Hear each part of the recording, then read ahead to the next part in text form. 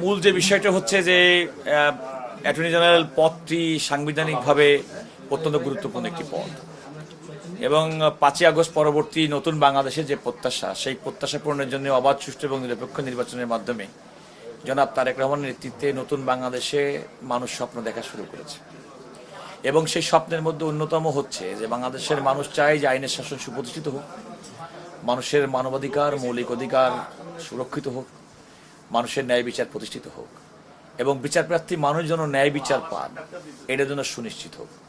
তো আমার দায়িত্ব হবে রাষ্ট্রের পক্ষে অ্যাটর্নি জেনারেল হিসেবে মানুষের এই যে মৌলিক যে বিষয়গুলো সেগুলো সুনিশ্চিত করার ক্ষেত্রে সহযোগিতা করা। আমি সবসময় যে কথাটি বলে থাকি, এখনই সে কথা বলছি, একজন আইনজীবী মানুষের বিচার পাওয়ার ক্ষেত্রে সহযোগিতা করে মাত্র। তো যেহেতু রাষ্ট্রের পক্ষের প্রধান আইন কর্মকর্তা হিসেবে রাষ্ট্র হচ্ছে আমার প্রকৃতপক্ষে তাদেরকে রিপ্রেজেন্ট করাটা হচ্ছে আমার মূল কাজ এবং আমার কাজটি হবে মূলত আদালত কেন্দ্রিক এবং রাষ্ট্রের প্রয়োজনে যে কোনো বিষয়ে আইনগত মতামত দেওয়াটা আমার কাজের অন্তর্ভুক্ত হবে।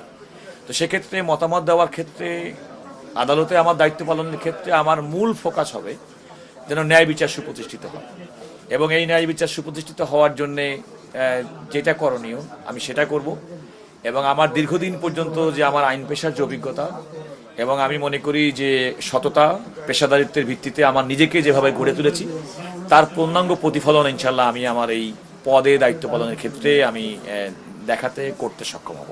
অ্যাপিলেট ডিভিশনে 3-4 বছর আগে আপনি একটা শুনানি সভা এরকম বলেছিলেন যে রাষ্ট্রের যিনি প্রধান আইন কর্মকর্তা থাকেন তিনি আসলে রাষ্ট্রীয় আইন কর্মকর্তা হন, কিন্তু তখনকার অ্যাটর্নি জেনারেল সরকারের আইন কর্মকর্তার মতো কাজ করেছেন। তো এখন তো সেই জায়গাটা আপনি আসছেন, আপনার ক্ষেত্রে কি?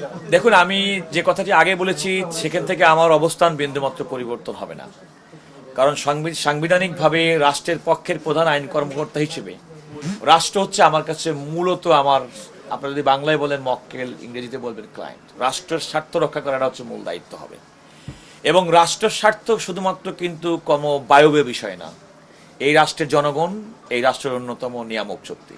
সুতরাং জনগণ যেন কোনো কারণে ন্যায় বিচার ক্ষেত্রে বঞ্চিত না হয় সেটি সুনিশ্চিত করাটা হবে আমার অন্যতম কাজ। আর আমি যে কথা আগেই বলেছি যে রাষ্ট্রের স্বার্থ হবে সবচেয়ে বড় আগে এবং এই জনগণ তার থেকে বিচ্ছিন্ন কেউ নাই। সুতরাং মানুষের ন্যায় বিচার প্রাপ্তির ক্ষেত্রে আমার অতীতে যেভাবে আমি অত্যন্ত প্রবক্তা হিসেবে এগুলোর পক্ষে বলেছি, আমি আমার কার্যক্রম প্রচারণার ক্ষেত্রেও সেগুলো বাস্তবে রূপ দেব ইনশাআল্লাহ।